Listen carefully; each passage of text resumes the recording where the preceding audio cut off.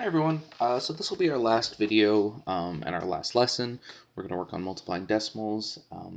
So after this, we're going to have everything up until section 4 done, and I'm going to post your final pretty much immediately after I finish this. So I want you to make sure we get that done. I'm going to need those pretty soonish. I'm going to say try to have them in by Sunday. My grades are due next week, so any later than that, and I can't promise that I'll have them graded in time, and that may end up affecting your final grade.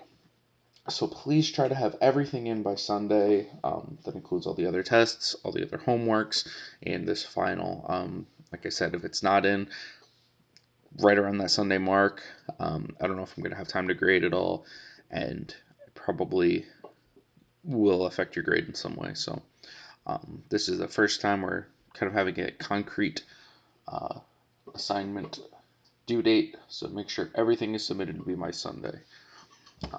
So let's start with this multiplying decimals thing.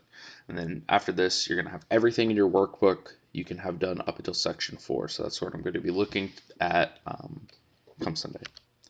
So let's work on multiplying some decimals.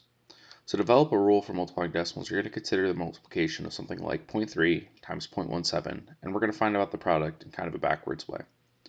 So in order to do it, let's try converting them to fractions first. We know that 0.3 is the same as 3/10, and we know that 0.17 is the same as 17/100. So let's multiply these as fractions first. And if you remember how to multiply fractions, you do top times top and then bottom times bottom. So when you do top times top, you get 51, and the bottom one, you have thousandths. So now let's convert that back into a decimal. 51 thousandths looks like this. So we see that in order to multiply decimals, what we're going to do is multiply the numbers, and then we're going to add up the place values that they have. So for example, when we're multiplying 0.3 times 0.17, we do 3 times 17 gives us 51, and then we count 1 decimal place, 2 decimal places, so 1 plus 2 gives us 3 decimal places in total. So multiply them as if they were whole numbers, find the total number of decimal places, and then make sure we insert that so that we have the right number of decimals. So let's try 5.9 times 3.4. The first thing we're going to do is multiply 5.9 and 3.4 as if they were just whole numbers. And then we're going to put our decimal place in so that we have 2 decimal places. So the first thing I want you to do is ignore this decimal place and just treat this like 59 times 34. But it's important to note that we have 1 decimal place, 2 decimal places, so we know our final answer is going to have 2 decimal places. So when you do 59 times 34, you can do that in your calculator, or you can do it longhand by doing 4 times 9, and then 4 times 5, adding up to get 23/6, and then doing 3 times 9 and 3 times 5 to get 1770. Then, just like long form addition, we're going to add up 236 and 1770 to get to 20.6, and then we have to remember that your answer is going to be 2 decimal places. So you just put this decimal place in the second spot. So multiplying signed decimals is going to be the exact same that we've been doing multiplication all year long. Negative times positive is still going to be negative. Negative times a negative is still going to be positive. So let's try this one. This one's going to be negative 1.8 times 4.5. So what we're going to do here is we're going to pretend that this 1.8 is actually positive, and we're going to remember that our answer is going to be negative because we have a negative times a positive. So then all we have to do is 1.8 times 4.5, which is going to give you this 8.1, and just remember that it's a negative times a positive, so your answer is going to be negative. Similarly, when we do 1,000 times 59.08, it's going to be a negative times a negative, so your answer is going to be positive. So all we have to do is just move our decimal place because that's what multiplying by 1,000 actually does. So your answer is actually going to be 59,080. So let's look at some exponential expressions that have decimal places in them. Just like we did before, we're going to treat this like a normal multiplication problem. When you have 2.4 squared, that's really just 2.4 times 2.4. So 2.4 times 2.4, just pretend it's 24 times 24, and then we know we need 2 decimal places at the end, so it's going to give you 5.76. then something like negative 0.05 squared, just switch them out and do 0.0025. Let's look at dividing some decimals. If you remember the long division form, we have our divisor, our dividend, and our quotient. Okay, so let's divide a decimal by a whole number. Let's consider 47 divided by 10. We're going to rewrite the division as 47 over 10, and we're going to use long division for trying to get an improper fraction to a mixed number to find the answer. So in this case, 10 into 47, we could do 10 into 40 4 times, subtract the 10 off. Then once we divide the 10 in, your answer is going to be 4 7/10. Okay. The other way that we could do this, instead of writing 4 7/10, is when we multiply this 10 in, we're going to keep going and subtracting until we get to a remainder of 0. So 10 into 47, we could do 4 times. So 10 times 4 gives you 40, subtract the 7 off. We have the 7, right? That was left over. But we could also put this little decimal here, pull down our 0, and now we can go into 70, right? How many times does 10 go into 70? We'll go 7 times. 70 divided by, 70 minus 70 gives you a 0. So your answer is going to be 4.7. Let's try this one. We're going to do 42.6 divided by 6. So the first problem, we're going to put our decimal place above our answer the same way we did with multiplication. Just carry your decimal place. Now, how many times can 6 go into 42? 6 times 7 gives you 42, right? So 42 minus 42 gives you the 0, so pull down this 6. Now 6 goes into 6 once. 6 minus 6 gives you 0, so look at that. We have a remainder of 0, and your answer is going to be 7.1. So let's look at dividing a decimal by a decimal. So let's consider something like 0.36 divided into 0.2592. The first thing we're going to do is represent the divisor by kind of a fraction, right? So the easiest way that I think to do this is to get rid of as many decimals as you can. So in this case, we're going to try to get rid of this divisor 0, or this 0.36 by multiplying by 100, because that'll move your decimal place twice to the right.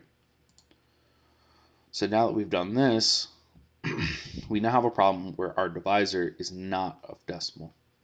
Okay, now we have 25.92 over 36. So now we've gotten rid of that decimal in the denominator, so our divisor is now a whole number. And now, because they're the exact same thing, because I multiplied the top and the bottom by 100, now this division looks exactly like what we did last time.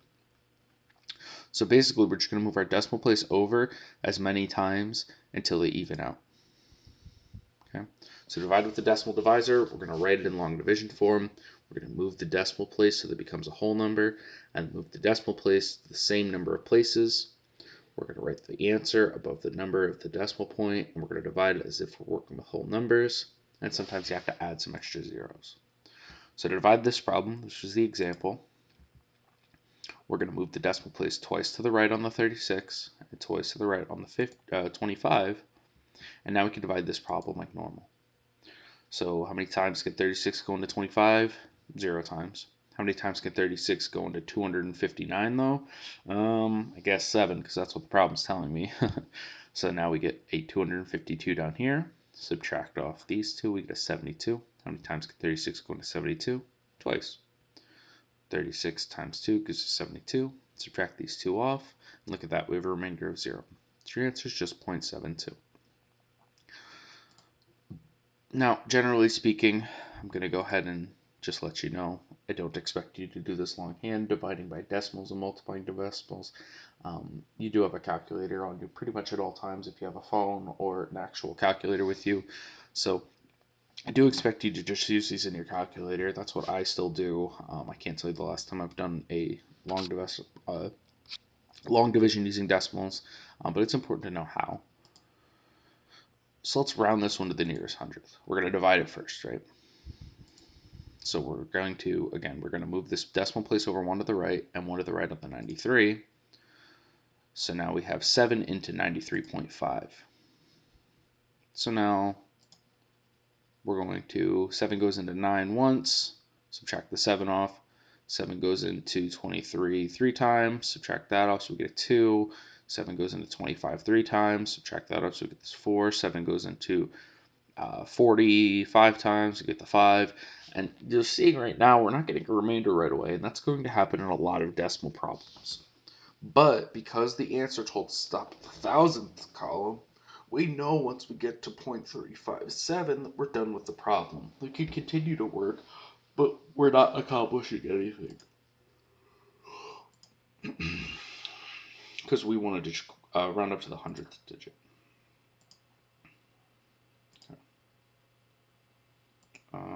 Yeah. So let's finish this up right in here. I think this is the last thing we have to do. Let's write some fractions as equivalent terminating decimals. So fractions and decimals are said to be equivalent if they're the same number. Every fraction can be written as a decimal as long as we just divide the numerator by the denominator. So let's convert these fractions into decimals. So essentially to do this, we're just going to keep going until we get a 0 remainder. So in this case, we want to convert 3/4 into a decimal. So we do 4 into 3. And we know, well, 4 doesn't go into 3, so we need to put a decimal and a 0.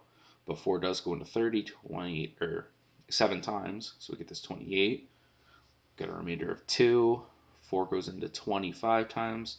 So when we convert this to a decimal, we get that the answer is 0.75.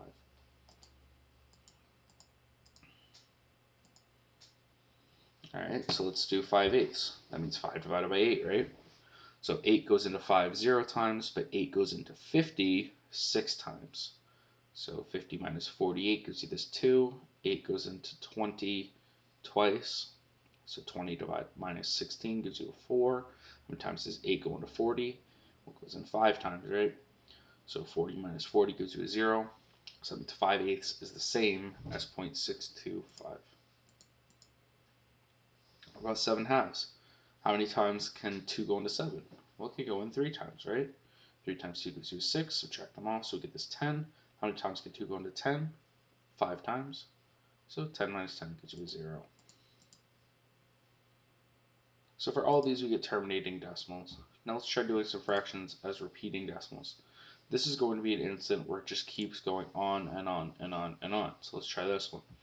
Let's do 4/5.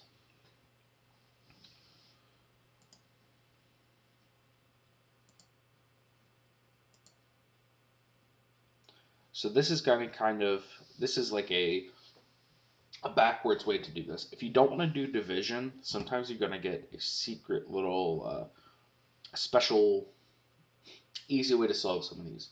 If you ever see that your denominator is pretty darn close to 10, like in this case, we have a 5, right? 5 is kind of close to 10 because all you have to do is multiply it to it. If you ever see that, multiply it to get a 10 in the denominator, and then you could just immediately switch it over to a decimal. So 4/5, if I don't want to do 4 divided by 5, I can multiply both of them by 2/2, convert it to 8/10. And now when I say that 8/10, that's exactly what this decimal is. It's 0.8. So let's look at this one. We do 11/40ths. So in this case, if we multiply the top and the bottom by 25, we get 1,000 in the denominator. So we know that all we have to do for this top over here is multiply your decimal 3 times to get 0.275.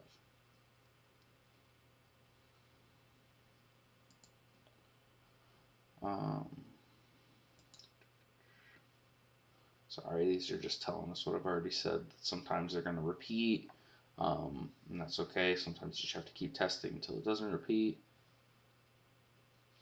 So for rounding repeated decimals, for something like 1/3, when you do the division for 1/3, you're going to get 0.333, 3333, and so on and so forth. You just round that up to 0.33. When we're graphing fractions and decimals, the easiest way to do it is to just convert it into a decimal and then guesstimate, put it roughly where you think it looks. And the same thing with comparing fractions and decimals. Generally speaking, you're going to convert one to the other. You're going to either convert to decimals or convert to fractions, and then just see which one's bigger. And I'm kind of going through this fast because none of this is really on your test, and it kind of just follows what we've already talked about.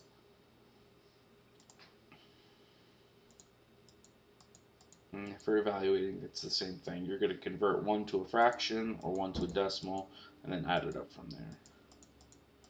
So I don't think we need that one. All right. So, like I said, I'm going to post your final exam later in the day. I have to go through and make some changes because we're not going to get section 5 on there. We're not going to do a post test. We're not going to do a test number 4. We're not going to do anything like that. It's just going to be your final. And so it's going to look a little differently because it's the standardized final. But I'm going to try to switch it up and get rid of anything from section 5. So if you have any questions on it, please let me know. And please let me get it by at the latest Sunday. Thank you again, and have a good one.